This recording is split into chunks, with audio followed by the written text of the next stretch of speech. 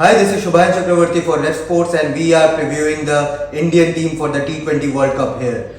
So there has been a lot of preparations by the Men in Blue in the run up to the T20 World Cup, and they have already reached Perth in a bid to prepare for the showpiece event that starts from October 16th, and the main event will start from October 23. So what's the Indian team looking like without Jasprit Bumrah? That was the big blow that India had to face. No Jasprit Bumrah, no Ravindra Jadeja, and they are a top 3, top 4 reliant team. Starting from Rohit Sharma, KL Rahul, these two players will have a huge role to play. The kind of starts they give to the Indian team, it will be very crucial. Then comes Virat Kohli at number 3. Virat Kohli, since that 71st international century, Kohli has looked like a different batter, and the kind of series he has had against South Africa in the run up to the T20 World Cup, he has looked good, and a lot of eyes will be on Kohli. Whether it will be his last T20 or World Cup or not, that remains to be seen.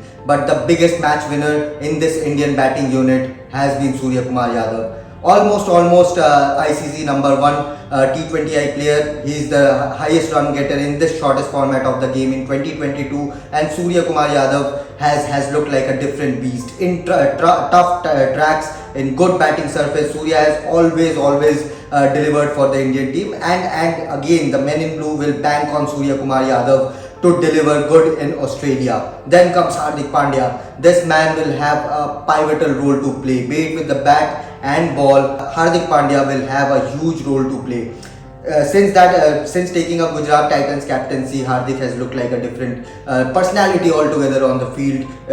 He's a bit mature, a bit calmed down, but he can play those big hits when it comes to the death batting department. And along with Hardik Pandya, the responsibility to finish the innings will be on Dinesh Karthik. He has finished a couple of matches in scintillating fashion, and Dinesh Karthik, the way he has found his groove, he always said that it's his dream to play in this 2022 World Cup, and now that dream becomes even bigger when he will aim to lift that trophy. But the worrisome part for the Indian team will be the bowling department without Jasprit Bumrah. Harshal Patel has been expensive. A lot will depend on how youngster Arshdeep Singh bowls in the death overs, and Bhuvneshwar Kumar has also looked a bit rusty in the run up to the T20 World Cup. So India will hope that the couple of warm up matches against Western Australia in Perth, and then against New Zealand and Australia in Brisbane, it should help Bhuvneshwar Kumar and Harshal Patel to find their groove,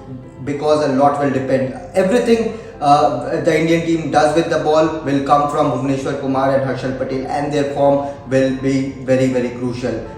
India will have to select that number 15 player as well, and we will give you updates on that regard as well. But that's it for this preview for the Indian team. Do let us know what you think, whether the Men in Blue can end their 9-year-long wait for an ICC trophy, whether Rohit Sharma led side can end that drought as well. So do let us know your comment section in the comment section below, and that's it from my side. Thank you for watching Red Sports.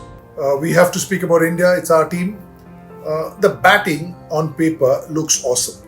We know it's Rohit Sharma, KL Rahul, Virat Kohli. So even if one out of those three is in stupendous form and the other two fill in, job will be done. In a 2020 game, you don't need all 5-6 to fire. Generally, if your 4-5-6 are firing, that means your 1-2-3 are not doing that well. So ideally, between Rohit, KL and Virat, if one of them play 14-15 overs and the other two play 4-5 overs, 6 overs, that's also somewhat job done, because you've got people like Surya to come, the sort of form that he's in. But form is not a guarantee. He's been in tremendous form so far, but that doesn't mean that he'll be in form once the World Cup starts. We're all praying that happens. Conversely, some of the players who have not been in form could be in tremendous form, because form is not really a beck and call. It comes and it goes. When it's with you, you pray to the Lord that He stays with you. When it's not there, you pray to the Lord that He comes back quickly. Having said that, so we moved from Surya to now Pant or DK. So if it's in the top 5 as a batter, you can go with Pant. But for me, at 6, which is a very vital place, without Ravindra Jadeja in the side, Dinesh Karthik has done all the right things to be a finisher. Now, Pant is ultimately the answer. He will end up as one of the legends of Indian cricket, maybe even world cricket. But right now, Dinesh Karthik seems to know that formula of finishing. He's in that stage of his career where he's been there, done it. Got nothing to prove to anybody. He's really having a good time, and he's hit a purple patch. So right on that. Don't fight that. Right on that. Now coming to bowling, obviously no Bumrah. That's a huge negative for us, but it is what it is. So slog over bowling for me is more of an issue. I think up front we still have the bowlers. I know how good Bhuvi can be. Even Arshdeep is swinging the new ball. Whoever the replacement is will be, but who will bowl at the end? So if it's 150 in 17 overs, who are going for 3 with the batters in the middle? Who are those bowlers? Those 2 bowlers who are going to bowl the last 3 overs. So ultimately, Arshdeep could have a huge role in this because in 1983 there was one Sardar who helped us win the World Cup. This could be another time that another Sardar does, because right now he is the foremost guy to bowl at the end with his Yorkers and slower balls. He's done well in 90% of the games that he's played. That's a very good number for T20 cricket. So his role will be very important. Yajuvendra Chahal's role will be very important, because we know in the top 6 everybody goes hammer and tongs. At the end everybody goes hammer and tongs. But in the middle, when they play those 8 runs, 9 runs and over, just milk it around, who can pick up wickets? And this big ground will help him.